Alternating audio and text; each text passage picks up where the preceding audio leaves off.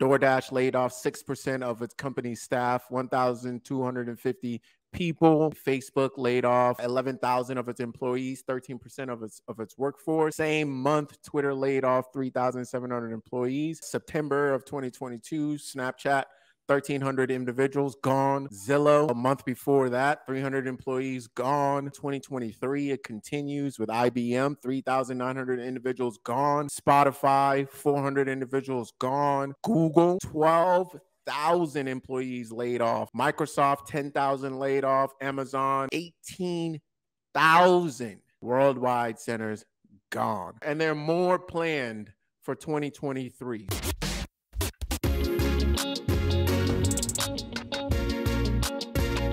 Welcome to the Good Life. Welcome to another episode of the Good Life Visual Audio Podcast.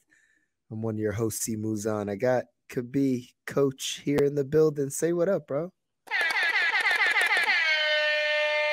What up, though? In the building. That's the building. Right. That's right. Pardon the raspy voice, guys. I'm getting my voice back. I lost my voice a couple days ago, but we're here. So I got the Jada Kiss going, the raspy voice.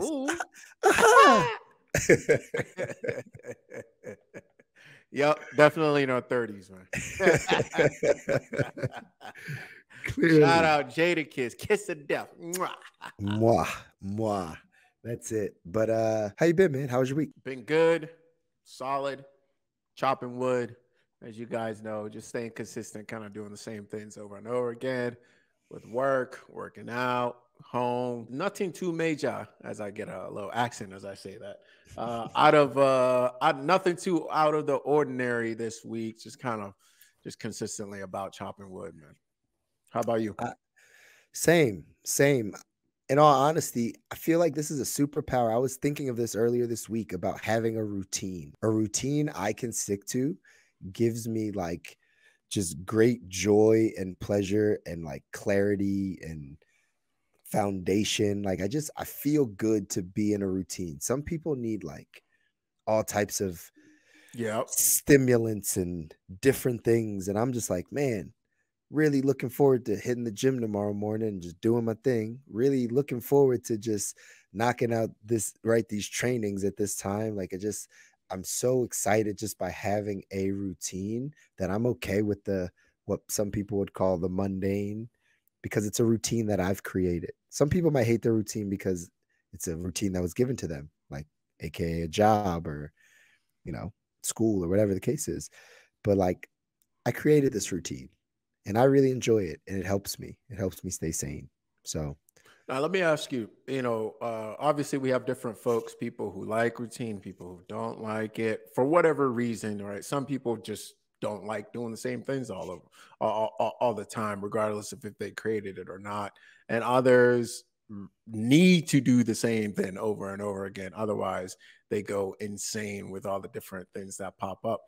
Does it matter, doing the same thing over and over again if you're kind of seeing some sort of like movement? And what I mean by that is some sort of progression, some sort of like thing that's happening slowly. Because or does it not matter to you, right? It's just routine. It is what it is. You do what you do. Or do you need to, like, for example, routine with your workout? Like you see like a little progress each time. Routine with your schedule as an entrepreneur. You see like business being done a little bit. How important is that progress or movement for you in terms of actually enjoying your routine? It's a really good question, man. It's a really good question. Again, speaking from the I think I've conditioned myself to not have to look at the progress or to not need the progress to know that the routine helps me continue to chop wood, so to speak, right? And just keep hammering away. I do have an end in mind, right? There's an end goal, obviously, right? Not just doing a routine mindlessly to get through the day, not doing it mindlessly to, right, just do it. I'm doing it because there's an end in mind. I know that going to the gym will get me to the place of strength that I want to be, that we've talked about, but I don't necessarily need to see the progress. I don't necessarily, I know it's getting me there because I know that if I'm doing the right things and working hard at it and continuing to stay consistent at it, I'm just a believer that whatever I'm trying to get to will come. I don't have to see the progress. I don't have to see the progress in business. This is actually kind of it could be a fault of mine. I don't often look for the progress. I don't often measure the progress. I don't often pat myself on the back or applaud a lot of things because I'm just in the work. I'm just in the work. And I think there's power in that. And again, I can see the other side as well. I can see the other side that people need to see progress in order to make the routine more comfortable for them, or they need to get positive feedback or positive reinforcement in doing the thing. But I think if you just have, the way I'm wired, if I just have an end goal and I know that's what I'm headed towards, and doing these things will eventually get me there, I call that a level of patience, right? Like, to just stick with the formula and just stick with what's going to work. So I would also call it a man of faith. You walk by faith and not by sight. And I say that because a key component of what I just heard you say was an element of belief or trust in the system. And for some people, at times myself, you need some sort of feedback. Doesn't have to be positive, but some sort of feedback, as in like, are we on the right track? Right? Are things moving like it should be moving? Oh yeah, okay, cool. Head back down. Let's work for a little bit. Still good? All right, cool. Head back down and work for a little bit. And some people need that a lot more, and others, it sounds like yourself, don't need that at all. They just trust that the system is moving forward, and they're completing what they need to complete, and things will work out for the best.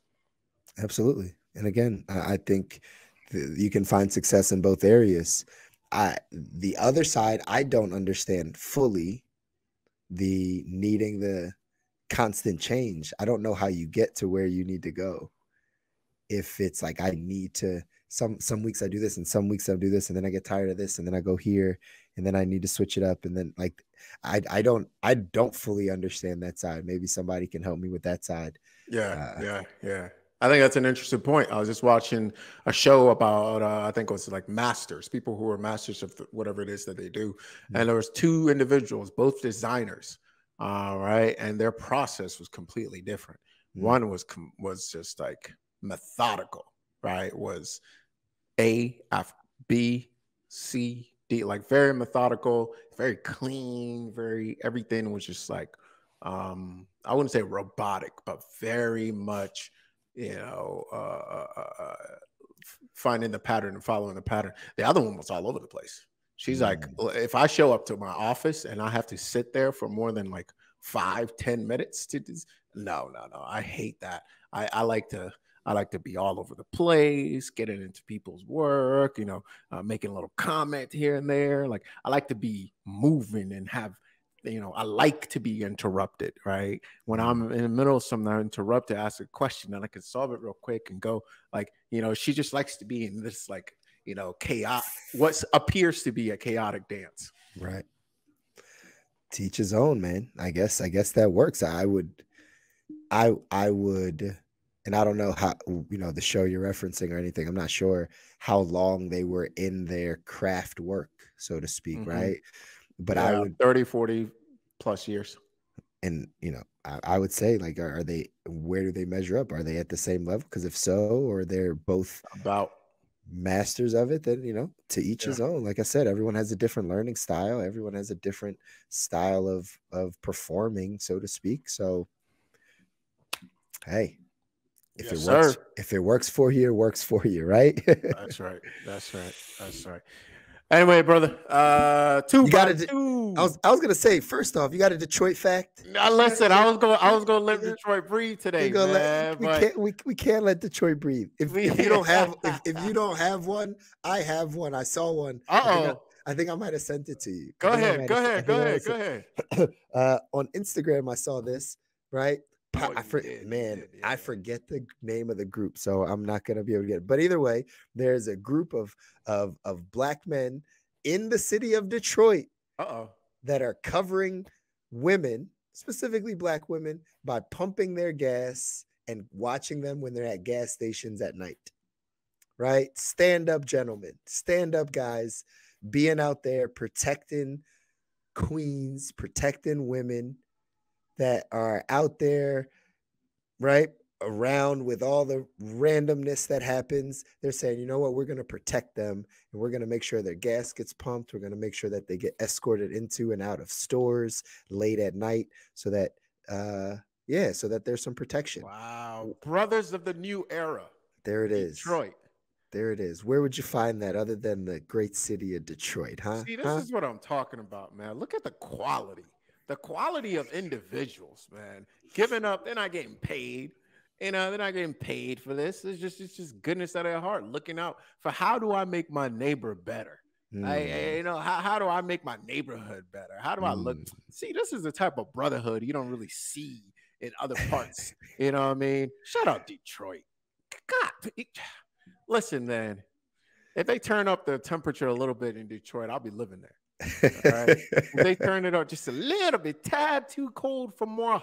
Listen, global warming's a real thing, right? So you never know. You never know. Let's not get canceled. No comment. No comment. No comment. But shout out. Bottom line is shout out Detroit. Right. Brothers of the new era, we see you. And as you set this example, the rest of this country will look to the great city of Detroit for leadership, right? For examples of how we can rise up in our communities and be examples, right? For our sons and our daughters and people that are growing up, man. God, people in Detroit, stand up. Dana's in our comments bashing the city of brotherly love. I'm not going to let you bash Philadelphia. Dana. Yeah. Said, let's go, Dana. Yeah. Dana knows. Hey, Dana, you will never find that in Detroit. Am I right? I mean, sorry, Philadelphia. You will never find that in Philadelphia. Am I right? Yes, you will. Yes, we will. We're here. Still looking. We're around. I'm still looking, man. I'm still looking. God bless the birds. God bless the birds. Go birds. Although they will drop in the Super Bowl, but that's all right. They will not. By the time people hear this, because some of you are watching it live, by the way, you're gonna get it first, but some of you might not see this until the recording. So the Eagles will have already won the Super Bowl by the time that you hear this. But for those of you that are watching right now, the Eagles are going to win the Super Bowl, just so you know. Oh, interesting. Oh, you wanna wager something on this? Let's talk about it, man. I'm ready. All right, we'll get a wager. We'll get a wager doing right off the bat. Send us, Dana. You're listening to this. Others who are listening to this live. What should the wager be when the birds are cooked? Oh, in the Super Bowl. It's not happening. I'll wager whatever. Let's put some things in the chat. Let's see. Let's see. Yeah. What should the wager be? Is it 100 push-ups? You know, is it a watch? Right? Is it a new sound button? What should it be here? I mean, I think man, this is a good opportunity right here for me to get a new pair of shoes or something. I got to start thinking about what I actually need. And I'll let you know. I could use a jacket. It's cold out, even in a shoe. You know what I mean? Yeah, I get it. I'm in LA, but it's still cold. All right, y'all calm down. What? It's 50. It's 50 degrees out there. Nah, man, it's 55. It's nippy. See, look at you. Too much. On to the 2x2. 2x2. Again, this is the segment of the show where we, Kabi and myself, take a topic, give you our 2-minute take on that topic. Today, we are talking about egg prices. Egg prices. I've been seeing a lot of memes out there and a lot of people making jokes about eggs being the new drugs, right? Packaging up the eggs, making sure you're keeping your eggs safe because they're worth a lot these days. But some stats say that egg prices rose 60% in 2022. 60% price of eggs jumped up. Some of you might be seeing this. But there's a couple different takes on this. Some people are saying that there's a deadly outbreak of the bird flu, and it's compounded so much that it's killed a bunch of birds, killed a bunch of chickens, and they're not going to produce eggs. So that's why the supply and demand, right, is off. And now the eggs have skyrocketed. But there's another group of people that are saying that this is a scheme. This is some collusion where the industry, the leaders in eggs, in the industry, the largest egg producers, got together and basically said, hey, we're going to start price gouging just to make sure we're making some profits. And over the last 26 weeks, the egg prices have gone up 10 times, which has put more money into their pockets. What are your thoughts on this, man? Ladies and gentlemen, we have a problem.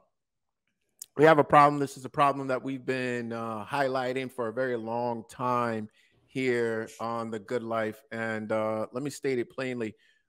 We need to get closer to our food for a lot of reasons, and this is one of them. Now, I'm not going to take sides between the two groups. On one saying this is done intentionally, so essentially control the price of eggs, and the other saying that it's some sort of flu that's been killing the producers of eggs. Shout out to the chickens. For me, the one thing that's I think highlighted here is that we're not close enough to our food source. We don't know what's happening.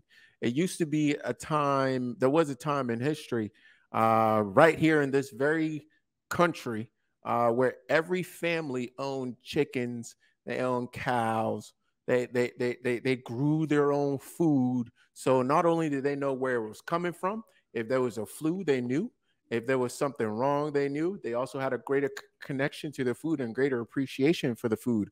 But now, not only do we have, talk of egg prices being somewhat, controlled naturally or unnaturally, but we also have fake eggs that are being produced. And this has been out since there's stories out from 2018, 2017 of fake eggs being a major issue in India, in China. And guess what? I highly doubt that the United States is just good old pure eggs are being produced here, right?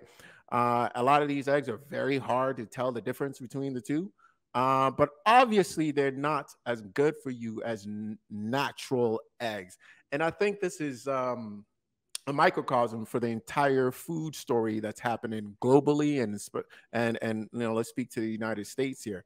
Our food source has been under attack, and I'll speak directly to the trainers and the coaches and the nutritionists, and we're like, just eat normal, real, good food. Well, if we're having a situation where from the source of the food all the way to the plate, there's so many things that can go wrong, to the point where even if I wanted to pay for really good, high quality natural eggs, I may end up with something that's fake. Huge problem. And it throws in a lot more than just, counting calories and tracking macros. Now the quality of our food is actually under question. That's huge. Normally I might have another take or an opposite take on it, but I got to stick in the same vein as what you're saying right now. We just have no idea where our food is coming from, and it's the real problem. As I was thinking about this, I'm like, bird flu, like, how would I have ever heard of this? Like, who knows? Who knows if that's even true? Like, who even knows? Like, we don't have How do you verify this? Yeah, how do you verify this information? Just because it comes from like the government's website or whatever, like, how do we verify that this is actually what happened? And so this is the real problem. Right now, we're talking about eggs, and obviously I can correlate this back to money. It's going to hurt your pockets. We talked about inflation, but now, right, just the consumption of eggs. It's not like people are going to stop using eggs. So it's going to cut into your budget, ladies and gentlemen. It's going to up your food costs, restaurants. All these things are going to start happening. It's going to affect your money, right? This is just the first, or not even really the first thing, because produce has gone up like crazy, right? I went to Texas this past weekend, and I saw watermelons in Houston that were $6.99 or $5.99, and up here where I am in Northeast PA, they're $10. The same watermelon, just it came from a different spot, right? So it's going to affect your pockets one way or the other. But I think the real conversation is, do we even know if it's real food, if where it comes from, what we're actually putting into our bodies? Again, this is the good life. We're supposed to be talking about health, wealth, mindset, love, happiness, all the things that get us to a good life. If we don't even know where our food is coming from, it doesn't matter. Like Kabi said, it doesn't matter how much we're trying to count calories or macros or whatever the case is. Like, we don't even know where it comes from. And that's the disturbing part. Whether it is for corporate greed or whether there's an actual bird flu that wiped out the chickens. We just have no idea. And it's another area where we're in the dark, and we really got to get a hold on this thing. We'll see. We'll see. I'm hopeful, but I'm also cautious. I just can't wait to have our own farm. Like, that's really I just can't wait. Like, it's going to be the goal, right? Like, there's no way to get around this. We have to get back to sourcing our own food. Yep. And while people are realizing this, I think others, names who will not be named today, are figuring this out like 10 years ago, and they've been buying farmland aggressively. So y'all figure that out. Man, little guy always is 10 steps behind. That's it. Right? 10 steps behind with the information, while y'all were out here doing trucking and real estate. Serious. You saw that? That was, man, for those who haven't caught this was like, I'll say for the last 5-10 years. This has been like the thing to do as an entrepreneur. Get your trucking company and a freaking make sure you go knock on 1 million doors to trick somebody into selling you some real estate, right? That's it, man. There's a lot of people have made a good amount of money. And what's interesting though, most of the people that I could point to are not in what I would consider wealthy markets. Right. They're in like North Carolina, South Carolina, Atlanta, like places like that, maybe parts of Texas, or whatnot. I hardly ever hear of any folks coming from that, this era of like everybody get into real estate from like New York or San Francisco or LA or even just the top of the top. I don't see any of that at all. Yeah, because it wasn't attainable. That's why, right? And I often tell people real estate was one of those things that they let people into. They just let you in, right? It's like, hey, you can go do this side, but man, should have been paying attention to the farmland, right? Should have been paying attention to the chicken market, the good old land in general. Land in general, yeah, absolutely, right? I know that's something you're big on, right? Just getting back to land, gold, silver, good old chickens. Listen, chickens, cows. What's next, man? I wish I had a beat on like the oranges market or the right, whatever the next thing is. And don't get into the avocado market. You're gonna be fighting the cartel. No, you actually probably would be though. Like, yeah. No, I'm not kidding. No, for real. Mexico's got a lock on that. Don't do that now. Don't do it.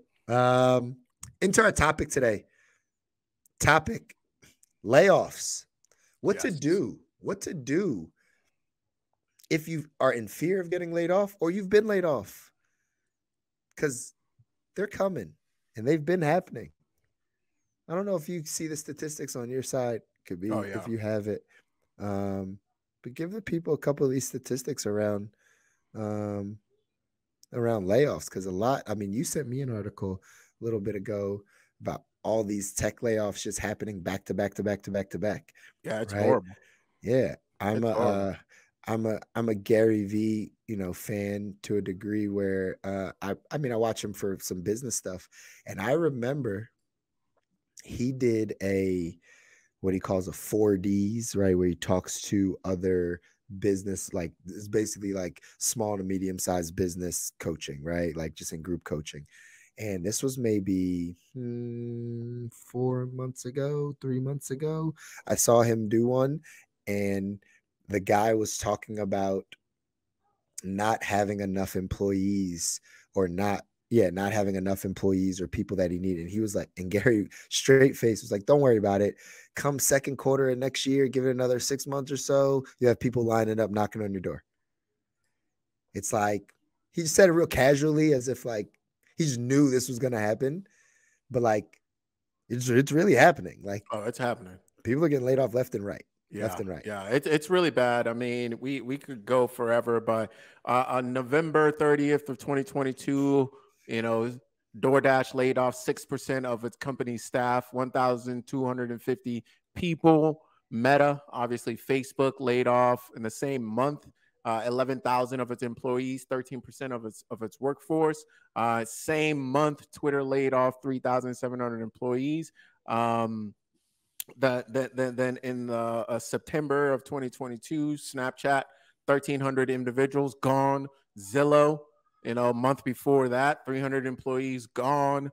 I mean, we keep going. 2023, it continues with IBM, 3,900 individuals gone. Spotify, 400 individuals gone. Google, 12,000 employees laid off, gone. Microsoft, 10,000 laid off. Amazon, 18,000 worldwide centers gone. Salesforce, gone as well. Or 7,000 jobs have been dropped there. So, I mean, there are more planned for 2023. So it is a rough year. And to your point, I think those who are in decision making positions have been kind of seeing this and calling this for a very long time. I've been around individuals who are in those type of positions in their company, and they've been giving me the heads up for a while. Even before then, the type of industry individuals that I've been listening to and just kind of keep a tab on things that are going on have been calling for this really since the beginning of the lockdowns in 2020 and even end of 2019. I remember listening to a few quote unquote insiders that predicted, this type of stuff to be happening within the next 3 to 5 years of it being a really, really down season. I don't know what the term would be for having 3 to 5 years of this sort of hardship. But bottom line is people are struggling. People that we know, individual, personal basis. And then I think the community as a whole, local communities, and then even the greater, United States and global community is definitely in a very tough position. Absolutely. Absolutely. And this is the time, ladies and gentlemen, this is the time to start to pay attention to some things. And those of you that have been, longtime followers and listeners here on The Good Life, from a financial standpoint, my message always remains the same. It's about making sure you have a solid financial foundation. And this is the time to pay attention to some foundational things in your finances. Foundational things, especially if you are thinking about getting laid off, or you're thinking you have a potential to get laid off. It's coming close to your industry, or you see your company's revenue, or your sales are going down, or things are getting slower, right? If you start to feel those things, there's some things you got to do financially to make sure that you are on the right track. Number one, as I just throw out a couple things here, or I throw out one thing for you, start looking at your money.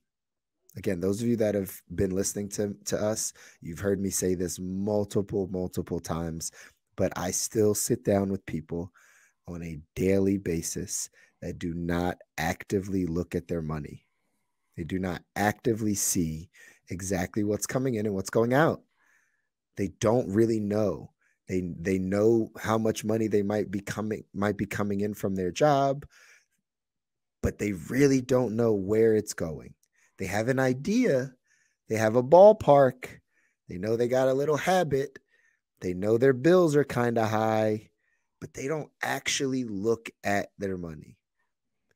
This is the time, ladies and gentlemen. If you are in any arena, any area where you think you may get laid off, go start looking at your money. Go pull a bank statement. Go onto your online banking. Look at January. Right, we just got through a month of January. Go look at January. Take the 1st to the 31st and look at the spending.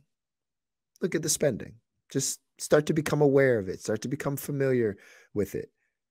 Where is that money going? If you do 3 months, you'll get real good insight for your own habits, right? If you look back 3 months, if you look at November, December, and January, and December is always a weird month because people got gifts and families and travel, right? So December is sometimes an anomaly, but it's an anomaly at the same time every year, right? Because every December is probably in the same ballpark for you, right? So, but you're going to want to look at it now. You're going to start paying attention to it because that's going to now help you just become more aware of your money. So, in the event you get laid off, you know exactly what your expenses are. In the event that you get laid off and there's all the other things going on in your life that are causing you some of the things we'll talk about later, right? Some of the stressful things, you know exactly how much your monthly bills are. You know exactly how much you pay for certain, miscellaneous items. You know exactly what you can start cutting out immediately before you get back on track. You already know it. You're not scrambling in the time of crisis to do those things. So that's my first step as far as some foundational things, thinking about getting laid off. What are your thoughts on that, man? Makes a lot of sense to me. Hopefully, you've been listening to Chris for a couple of years now, and you've built that foundation. Um, and you kind of put yourself in a place where this will be a temporary inconvenience or a very painful inconvenience, but it's not something that's going to wipe out you or your family. That is our hope. Um, because there's multiple components of this, and I think the first one is to make sure that you still got a roof over your head, food on the table for the family, and you can go ahead and take care of the fundamentals so you can live to fight another day. And I think that's number one right there. So I think you've been hitting on the fundamentals for a long time. For some people, they listen and take the action, and for others, they kind of need a little shakeup to remind them that the reality of the situation. But I think we'll speak on this as well too for those who maybe didn't adhere to your fundamental elements that you've been speaking on for a long time and are in that place. I'm sure we'll give them a few things that they can start to do to stop the bleeding. But before before we even get to the component of talking about some of the mental, emotional, and very much physical manifestations of the level of stress that's induced by losing our source of income. I think it's critical that if you're not there yet, you start prepping because I think we're just getting started. Mm, All these layoffs and things, I think we're just getting started. We're hitting some part of the cycle, whatever words you want to use. And it feels to me like this is going to be um, bigger, like a mhm, lot bigger. And I say bigger, I can relate it, at my tender age, I can relate it to, 2008 mhm, is the one I can remember. And it feels like this is going to be not just a sector of the economy, but this is going to be global. This mm. feels like it's going to be global. Um, Absolutely. so, yeah. Shout out to Jeremy that's tapped in. Hey, brother Nate. We appreciate you, brother. And he's right, man. The tech industry is going through it right now. They're going through it, right? And what's funny is this is kind of reminiscent of, I think I had a conversation with someone else and talked about um, how manufacturing jobs went away in this country and really haven't come back, right? These tech layoffs, Mm-hmm. I don't know that they're coming back. If Mm, if these things get outsourced, if they become something where you could get twice the work done for half the price, yeah, as in what they did with manufacturing and moving everything to China and moving everything to other places, yeah. it's not coming back. Mm-mm. It's not coming back, right? And that's why this feels bigger than right anything that we maybe have seen, but it Yeah, also reminds me a lot of this that manufacturing side of things. yeah.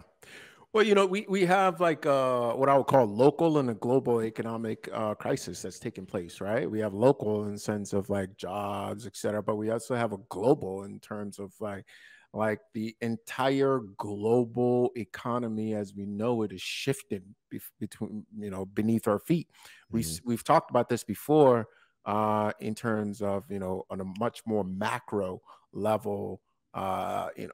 Individuals like Ray Dalio have spoken on this, that there is a shifting on a very macro level that's taken place. And a lot of these shifts, shout out Reaganomics, are going to take some time to trickle down or trickle up, however you want to put it, for the whole fabric of the community to like really feel what's happening, Mhm. because what we're feeling now are things that I was hearing about a couple of years ago, a year, 2 years, 3 years ago, and now we're feeling it. The stuff we talked about with the eggs and the food in general. People have been talking about food shortage and food prices skyrocketing for a while now. Now we're feeling it. All right. And there's it's obviously the thing we're focused on is being laid off, but the other piece is that individuals are keeping their job, doing the same level of work, if not more. And companies are finding ways to, make sure that they preserve their company profits while taking money out of the pockets of the employees. This is something that Mhm. we're seeing, particularly in high paid jobs, right? Where you might be getting big bonuses and things of that nature. What we're seeing now is companies finding reasons, right, to take a little of those things off the table. Obviously, maintaining that their higher level executives still get what they need to get. So they slowly strip from the lower tier, right? Mhm. And I think, there's a lot of people who are maybe underemployed right now, Mhm. and a lot of people who are doing more work but receiving less pay. Yep. And additionally, that pay is not going as far, right? So now not only do you have a local, and that's what I mean, local crisis, but global crisis as well, is that money is not, the purchasing power is eroding. And I don't know, man. It's very, very tricky time, and that's why we're doing this episode. That's right. That's right. It is a tricky time. Not to mention, again, we can dive into it. The stress level, the stress that comes with thinking about these things, the stress Oh that yeah. comes with fearing that you're going to get laid off, the stress that comes with having to find new work or new employment. There is physical, mental, emotional things that people are going to go through. So one of the tips and one of the things we can kind of encourage everyone to do is take care of your health during these times. Take care of your mental, physical, and emotional health during these times. Learning how to manage stress better, to eliminate it if possible, but there's always going to be stressful situations. But learning how to manage those things. What are some things that people can do? Could be um, start with the physical side if you want to, but what are some things people can be focused on right now to kind of lower that stress? I know we've talked about it before. Yeah, I appreciate you bringing that piece up because I think it's incredibly important. If we don't have our sense of peace, what do we really have, even if we have a lot of money? I think this is one that, regardless of your position, you can take control of right now. Three things I'll give out, three areas of focus. You may recognize them from other podcasts. But number one, let's start with our food, right? It may seem like the thing to do when money is in a crunch is to peel back on quality and try to just get like quantity in. All right, I'm gonna go stop shopping at the farmers market, for example, and go to McDonald's because $5 here at McDonald's might get me more quantity. But that quality, the lack of quality in the long term, will steal your peace. It will steal your peace. And I'm not saying go hungry. I'm just saying, feeding your body with low quality food is not helpful if it can be at all avoided, right? So, and the thing is, the truth of the matter is maybe we need to go shopping here to show you guys this to be true. But you actually don't need to spend as much on good quality food if you know what you're looking for, number one, and if you clean up your physical body and the things that you're doing with the food as well. Because not only is it the food itself, but it's also how we prepare it, how we eat it, how we go about dealing with it. All of that stuff can have a major impact in terms of short term anxiety, depression, medium term things like insulin resistance, things like our blood sugar levels, which can go up and down, our insulin levels, blood pressure, those things of that nature. They will cost us more in the long term, right? If we try to take shortcuts now. So that's number one, is revisiting the quality. I'll say more than even anything else. It's like, try to have the quality of the food that you intake be one of the last things to go. Right. Try to have the quality of the things that you intake be one of the last things to go. Sacrifice other places to maintain the quality of the food that you eat. That's number one. That's good to know, because normally people would go the other direction. You already know that. Yeah. Right. So that makes sense. That makes sense. Go local. Go local. That's one of the things that I found. Find these groups or these, something like, we're not sponsored by this, but something like a butcher box. Get you high quality meat at a good price that if you take care of will take you very far, as opposed to, buying some trash off the, some low quality stuff that's not going to help you. Number two, and this can be free. If you money is truly a problem, you've been fired or whatnot, send me a message. I'll help you out with this for free. Just to give you a blueprint. Something that you can do is keep movement. Right? Great therapist. My favorite therapist, my longest lasting therapist, has been exercise. All right, touching some weights, doing some resistance training can greatly improve, our mental capacity, our ability to handle stress. Right, so not just looking to decrease the stress, but our capacity for stress. It can go a long way, and you don't have to spend much money. There's a lot of people that are out in the playgrounds doing calisthenics and doing getting fantastic mental, physical, and emotional results. That's number two. Right. So maintain the quality of your food. Make sure that you're still moving. If you need help with either one of those at no cost, because you're in a tough position with your family, etc., or have lost your job, it's something that we offer to our people that are listening to this right now. Hit me up, and I'll be more than happy to assist you if you've lost your job at no cost. Number three, I would say, is lifestyle. Right. So, once you've lost your job, I was talking to a buddy of mine who'd lost his job yesterday. And one of the things that we were talking about is, he's taken the correct mindset approach, in my opinion, which is taking it as an opportunity to clean up the things that he had let go when he was comfortable collecting them checks. That's good. Right? Clean up his routine. Clean up when he's watching TV, when he's not. Clean up alcohol use, substance use. Clean up, just clean things up. We all need it at times. Just kind of clean things up, bring himself back to a place, where he has renewed energy, renewed hunger. And it's been really good for him in that sense, right? And he's in a good place as a result of that. So number one, food, as always. Number two, movement, as always. Number three, lifestyle. And if you need help with any of those, more than happy to help. That's so awesome. That's awesome. Those three things will take you so far for everybody that's listening. That lifestyle piece is important. It's important. It's I think you said this offline. I think we were having a conversation. You called like layoffs a breakup. I think you had Oh mentioned yeah, yeah, yeah, yeah, right yeah, you yeah. instead of breakup.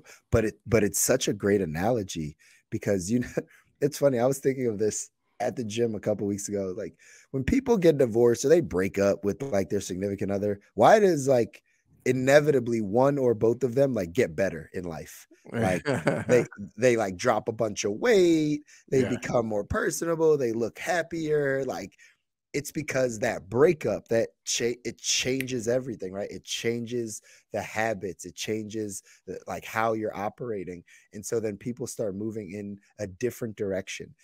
And losing a job, getting laid off, is a breakup. It's breaking up with your employer. It's breaking up with that check that you were getting.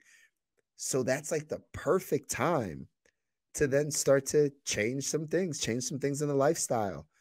Like you said, check back in with yourself, clean up some of the habits that you built, right? Maybe obviously happy hour is not going to be a thing, right? Like you're not worrying about getting off on Friday or Wednesday at 5 o'clock to get to happy hour. That whole, that whole mindset shifts a bit. Perfect time to do those things yeah. during that transition period of having the breakup from your job. So that's important.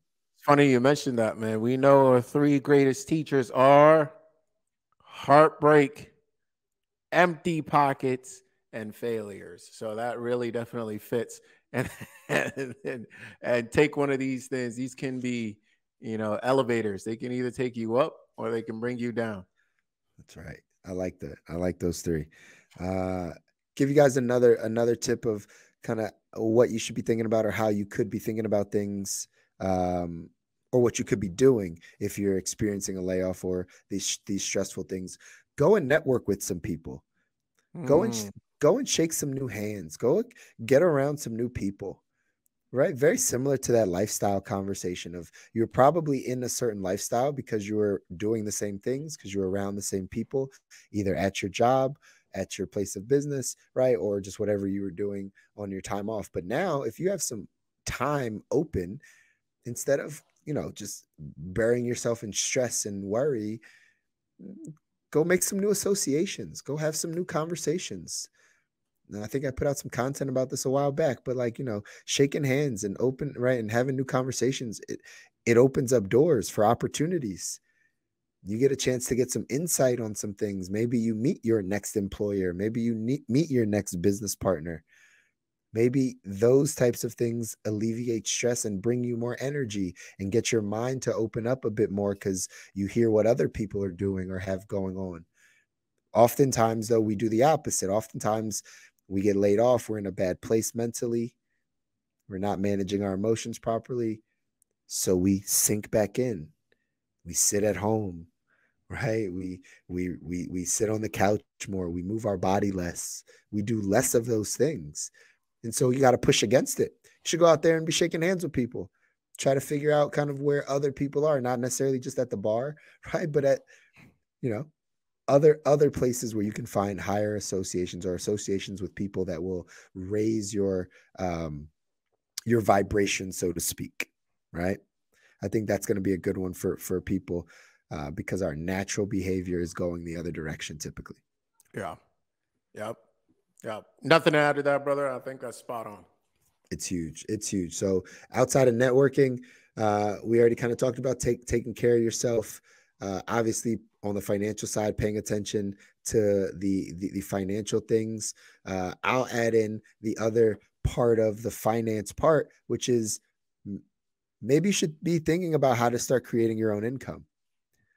Right? Getting laid off means you are dependent on a job. Again, we're not here to just bash jobs. I'm not a, there's a time and place to have a job. And again, plenty of people make a great lifestyle for themselves having a job. From an entrepreneur and someone that has an entrepreneur mindset, the fact that you could get laid off terrifies me. That's the point, right? Like the fact that you could work somewhere for 20 years and be great at what you do and they could let you go. The fact that Mhm. we could hit a recession and have some things happen in the industry that you thought was foolproof, and you get laid off and your income goes from 200,000 down to zero. That's a major shock, and it could come at any time. It could come at any time. I understand we all feel like our jobs are relatively secure, but we're watching it happen. And like could be said in the earlier part of the show, like we're just scratching the surface. This is just the beginning. So, my recommendation, my encouragement to you would be create a skill set that allows you to produce income Mhm. and start to practice, because it's going to take practice, especially if you've had a job for a long time. It's going to take practice. I break it down and kind of make it relatively simple for some of the people that I coach or some of the people that I talk to. I say most businesses, almost all businesses, are comprised of like 4 components: sales, marketing, financials, and operations. Right? Those 4 components: sales, marketing, financials, and operations. How do you transact? What do you transact? How do you add value so that you can receive value, right? You can receive a return for that value that you gave. What's the sales mode?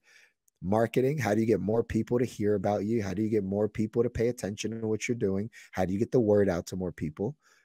There's a financials component. Obviously, you need to be making a profit. You're not in business to lose money every month, right? So things have to be priced accordingly, and making sure that someone is paying attention to the money side of things, employees, overhead, yada, yada. And then the operation side, right? How do you actually do it? One of the books I'm listening to right now is How to Lead by David Rubenstein. And he talks to all the leaders. I happen to just get started in it, and Bill, why Amazon, what's it, CEO? Oh, Jeff. Yeah, Jeff Bezos, right? I'm listening to Jeff, and one of his like early revelations in operations in Amazon was, he said they were packing books on the floor.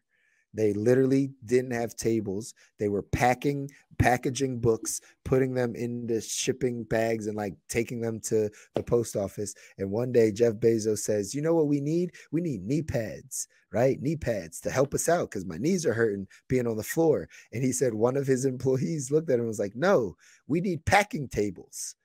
And he was like, oh, packing tables.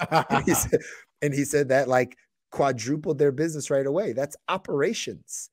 That's having an operational standard to understand what needs to happen to make logistics and things better in a business. Those 4 components. Here's the problem. Most people suck at sales and marketing. Yeah. That's it. Like most people suck at that. We don't get training on that. We get training to go to school, get a good grades, get a good job, right? We know our work. We know what to do at work, but like we don't know sales. We don't know how to influence someone. We don't know marketing. We don't know how to get more people to hear what we do or bring attention to ourselves. We don't know those things. But it's possible to learn those things. And if you learn those, specifically those 2 things, sales and marketing, if you specifically learn those and you pick a good industry that you can serve some people, that has a good supply and demand arbitrage, you can build a business. That business might not be a 7-figure business, but it might bring you in an extra $30,000 a year. That's like, we're not talking about everyone being Jeff Bezos. We're talking about you having a skill set where you learn how to earn income for you and your family so you don't have to get laid off again. That's the skill set. Those are the things that I would highly encourage people to start to do, instead of just looking for the next job where in the next 5, 7, 10, 20, 15 years, you potentially get laid off again and put your family right back in the same position. That fully doesn't make sense from a guy that's more entrepreneur minded. I know not everyone has that entrepreneur mindset just yet, but I think it's worthy of everyone to have, because entrepreneur mindset really is just about ownership. Yeah. Your Yeah. income, ownership of your life. I think that's a very good point, and probably requires a full episode later on, which is this concept of ownership that we always talk about. And I'll say one of the things, although individuals may not be entrepreneurship minded, I think it's because of how they think about entrepreneurship and how they define it in their heads. because I talk to a lot of people who ultimately come around to describing some form of entrepreneurship. And entrepreneurship, I think, is not what I have kind of discovered for myself is it doesn't have to look the same way for everybody. That's right. You don't need to start your entire business from scratch. You could take a blueprint from somebody who's already started a successful business and do the same business, because one business most likely doesn't serve the entire world. So there's still a good amount of individuals who are looking for that service, that product, or whatever it is that you provide, maybe with somebody that looks like you rather than somebody that looks, like the person you're looking at, or maybe in your particular location as opposed to somebody else's location. I think this is where it's probably a little bit of confusion. Is like, you don't need to invent something, That's all right. right, to start a business. And in fact, that may not be the best way to go. If you're going into business, you might want to find something that's already successful and just duplicate that. In fact, now that I'm talking, I would say that's probably a better way to go. Absolutely. Uh, yeah, I think it's a very good point, and I think a lot of people are fearful because they're like, "Oh, I'm not an entrepreneur." Da, da, da, da, da. That's fine. You have skills. You Right. you do something for your employer, right? So what do you do, and what do you do well, and can you do that for others who might appreciate it? I had a client the other day, and she was talking about how she was doing work at some company or whatever. She was a corporate athlete, and she was in charge of kind of doing all of the events for her company. And then, she was, I guess, doing such a good job that, the people would recommend her for things. And all of a sudden she like saw that she was, or could make a lot more money doing that than her regular job. So she quit her job and started doing that full time. And now she has, freedom in the sense of uncapped potential. And it was a very cool story because you could tell, it was, she did not want to be an entrepreneur. She didn't set out to be an entrepreneur. She just saw an opportunity to leverage her skill set to give her a better, or to better create the life that she wanted to create. So yeah, I thought it was a really cool story. And she's doing all these like really cool parties for like really high end individuals and making a lot of money and really enjoying what she's doing. That's it. And that's what I call the definition of the entrepreneur mindset. You know what I mean? Taking ownership of your skills and your talents to earn income. Yeah. Right? Like, however that looks to you, right? Whatever that looks like, it's just not in the context of a job where you could be laid off and then you have to listen to our podcast to give you tips on what to do. That's all. Yep. That's all. That's all. Yep. And you don't have to leave your job to start a business. In fact, I would say don't leave until your business is doing well. You shouldn't. You shouldn't until you understand how to make money in that business, what it is that you're doing. Right. You have to understand it. It's not just jumping ship to go over there. There's actual skill sets and things you need to learn. And that's perfectly fine. You should do it while you have a job. Yeah. I think that's something I have learned over time. And I think that's it's very tough to tell people that, or you can kind of, because it was tough to tell myself that a couple of years ago. Right. And I think, a lot of people will probably either figure that out for themselves or be wise enough to listen to somebody else that's made those mistakes and go from there. That's right. That's right. So,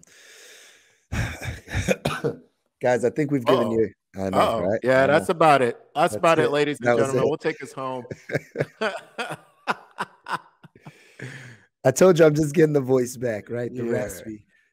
Jada is in the building. So There we go. All right, you go ahead and rest up, Jada kids. Ladies and gentlemen, we appreciate you for joining us for another episode of The Good Life, where we teach you how to live a great life, or at least share our experiences from the health and the wealth side. Make sure that you join us live on Wednesdays on YouTube, Instagram, which we didn't do today, but we will. Wherever else you're going to find us, LinkedIn, And make sure you join this group, Facebook group here, because we will be dropping a lot of very valuable bonuses and things that we won't be dropping anywhere else, things that are exclusive to the group. So make sure that you join us there, and keep an eye out. I think this year will be a really, really big year for the group. And we have some very, very, very exciting things that we are putting into play for those that choose to congregate with us, if you will. Right. We have workshops coming up really soon. Oh, yes. Oh, workshop. Yeah, that's exciting. Yeah, workshop coming up really soon. The only place you're going to be able to find that workshop and that information that Kabia and I are going to give you is going to be in the Facebook group. So go over to Facebook, get into the group, get prepared, and get ready for all this great info and insight that's going to help you live that great life. So, yeah. Awesome, man. Another great episode in the books. I'm hyped. Shout out Detroit. And you know what, guys? Make sure that you join us for another great one, and make sure you submit your interest in Detroit facts, because I would love to know all the great things going on in the big Detroit, as they set an example for the rest of the community as to how we should behave. All right. Thank me later. Stand up, Detroit. Eagles winning the Super Bowl. Huh? Super Bowl champions. Nah. Detroit Eagles. That's the Lions. You got Eagles. The team wrong. No, Eagles though. I just wanted to plug that. Eagles. Oh, okay. All right. So we plug losing teams on this show, huh? Not at all. Winners all day. Until next time, ladies and gentlemen. Peace.